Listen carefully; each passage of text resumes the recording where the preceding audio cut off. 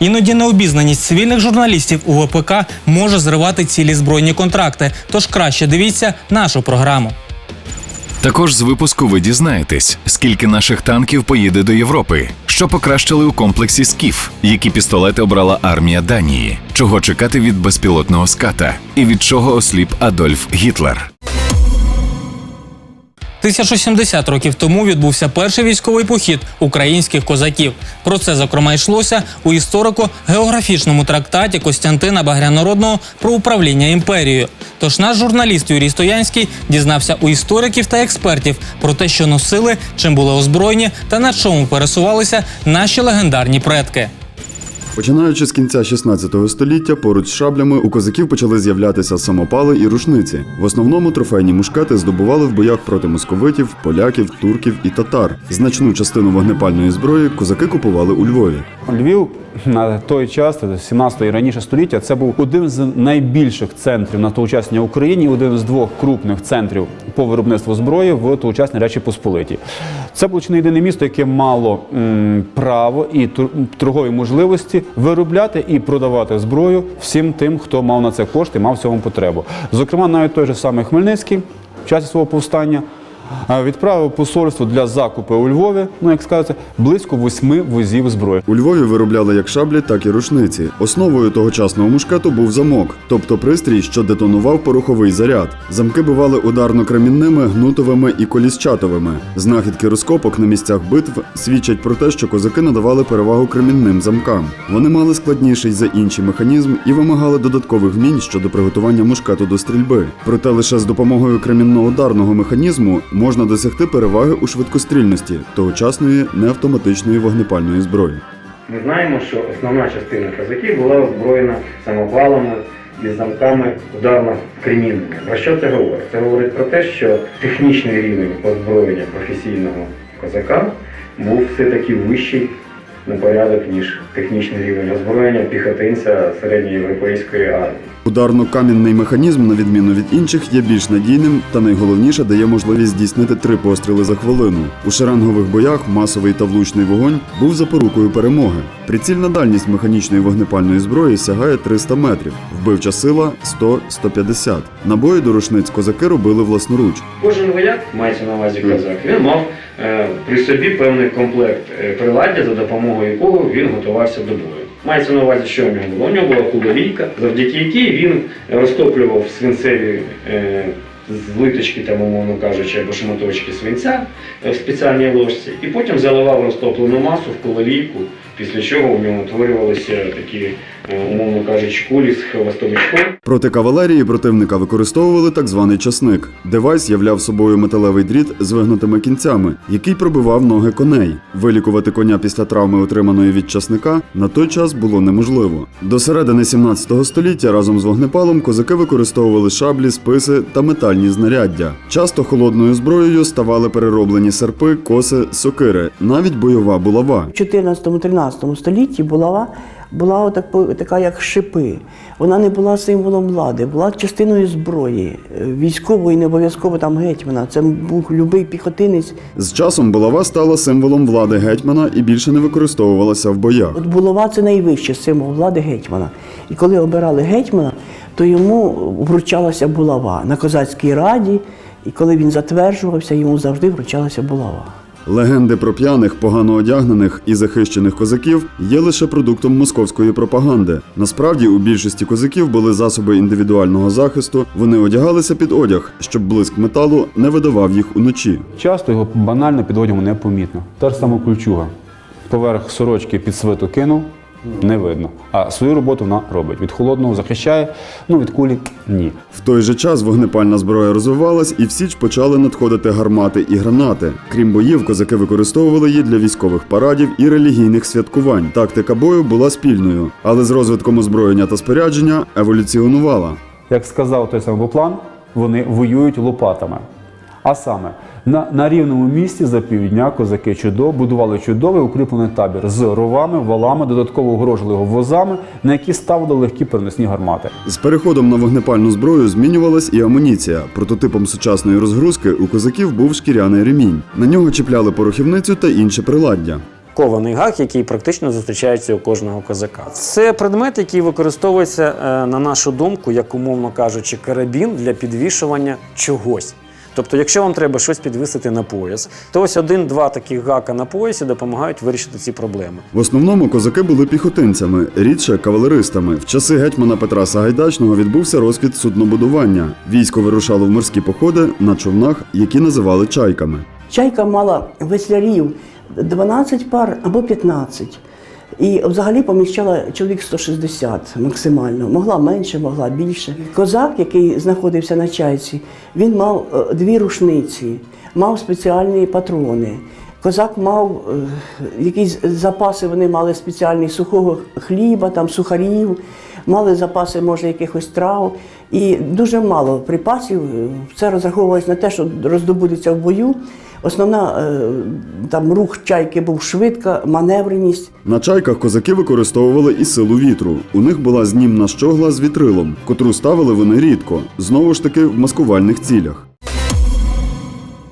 Національний банк України заявив, що немає важелів впливу на фінустанови щодо перегляду політики кредитування для підприємств ОПК, які виконують державне оборонне замовлення. Підкреслю, що зброярі нашої воюючої країни змушені брати позики під 18-20%. Так невтішно починаємо інформаційний блок за тиждень. На новозбудованому вертодромі «Мотор Січ» у Запоріжжі щодня отримав сертифікат, вперше злетів модернізований гелікоптер МСБ-2 «Надія». 70% матеріалів машини композитні, а салон позбувся розхідного баку. До речі, на Луцькому військовому аеродромі розбудовують інфраструктуру для передислокації 204-ї бригади до кінця року. Наші прикордонники почали моніторинг адміністративних меж з тимчасово окупованим Кримом за допомогою безпілотного комплексу «Спектатор-М», який з кінця 2017-го також експлуатується в армії. До речі, нещодавно в центрі Севастополя впав безпілотник із жовто-блакитними написами «Ми близько». Силовики РФ аж перекрили вулиці.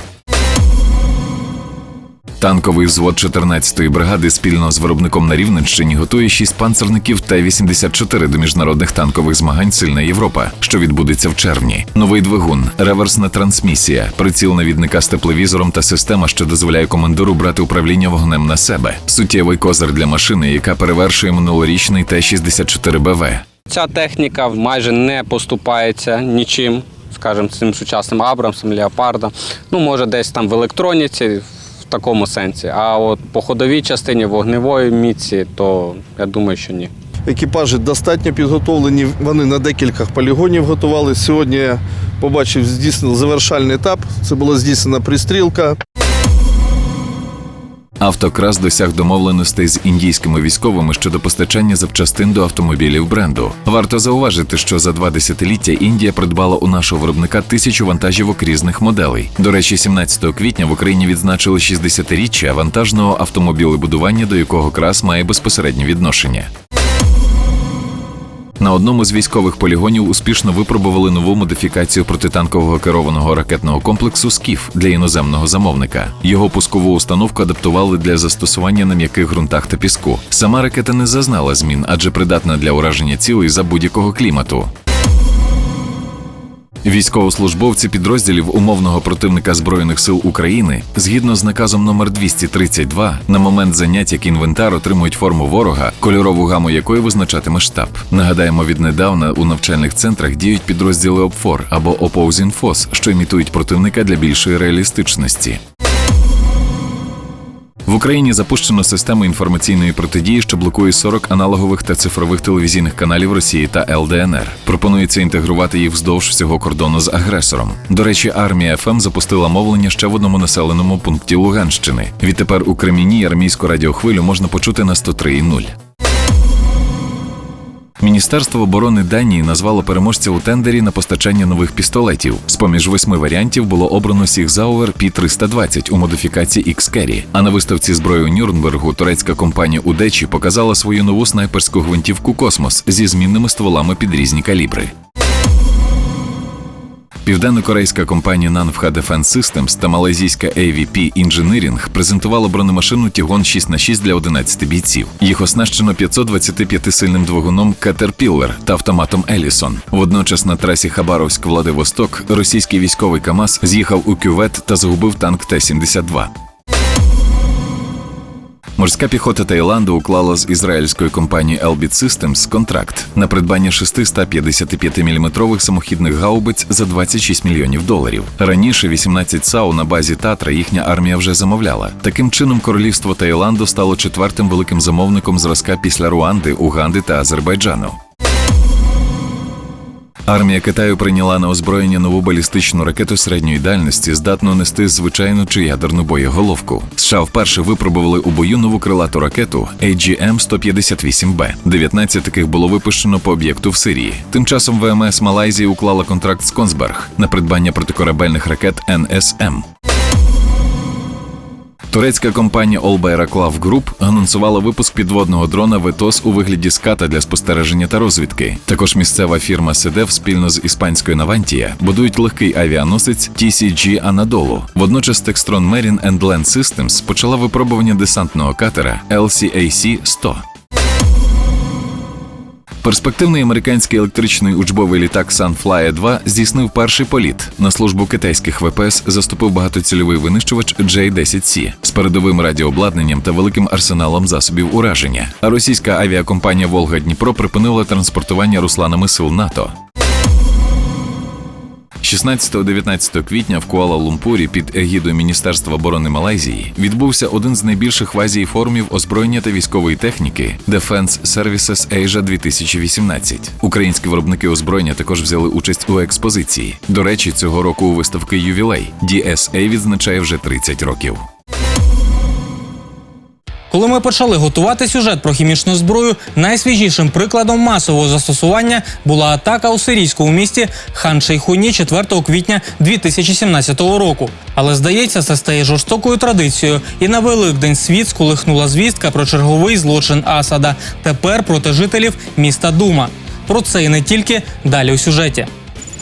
Хімічна зброя завжди була точним інструментом для точкового знищення так званих ворогів СРСР та Росії. Не встигли оговтатись від отруєння полонієм-210 опонента уряду Путіна та колишнього співробітника спецслужб Олександра Литвиненка, як 4 березня цього року у Великобританії стається замах на російського розвідника Сергія Скрипаля та його доньку. Їх знайшли непритомними на лавці біля торгового центру. Ймовірно, важке отруєння спричинила речовина нервово-паралітичної дії сімейства новачок. Новачок належить до бінарних хімічних сполук, тобто він складається не з одної речовини, а з 2 речовин чи більше речовин. І враження новачком в 10 разів сильніше, ніж традиційними, наприклад, газом табун чи зарін.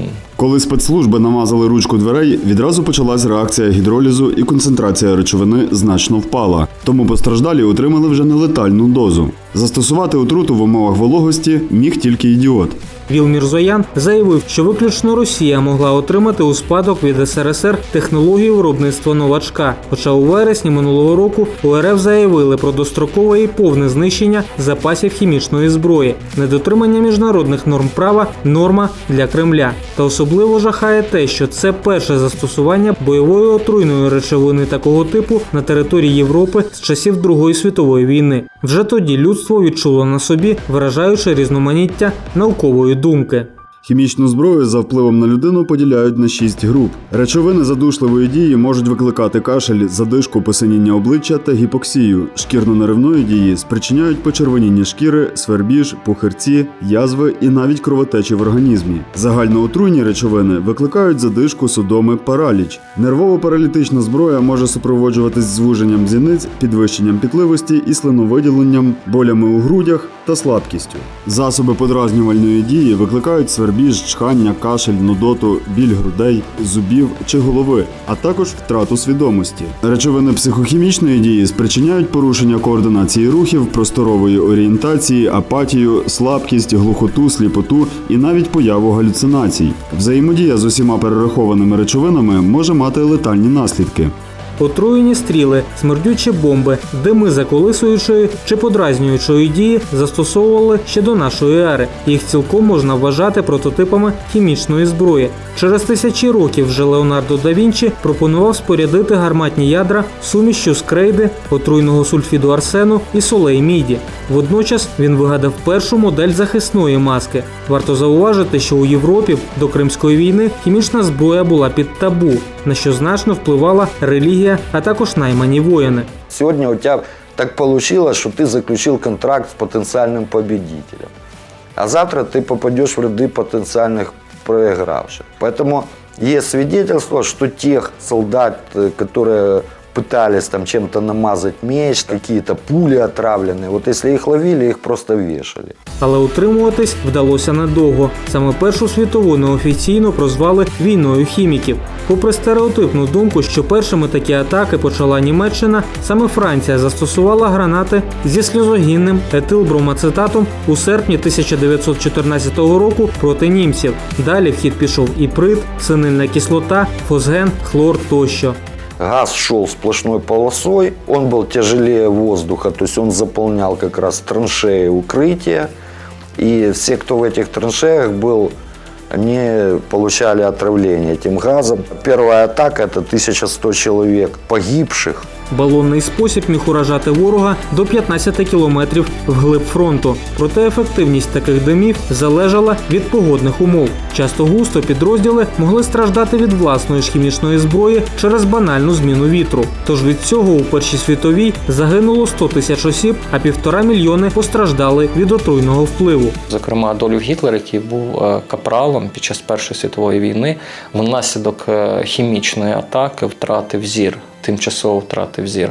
З цим, зокрема, пов'язують те, що Адольф Гітлер дуже неохоче давав дозвіл на застосування хімічної зброї у бойових цілях. До речі, царська армія тоді мала проблеми із запасами хімічної зброї, бо один завод був у Фінляндії, а другий у Славянську, і володіли ним французи. Все ж у 40-х ситуація змінилась, і навіть відомі факти хімічних відповідей радянських військ у контрбатарейній боротьбі проти гітлерівців. То ли случайно, то ли преднамеренно.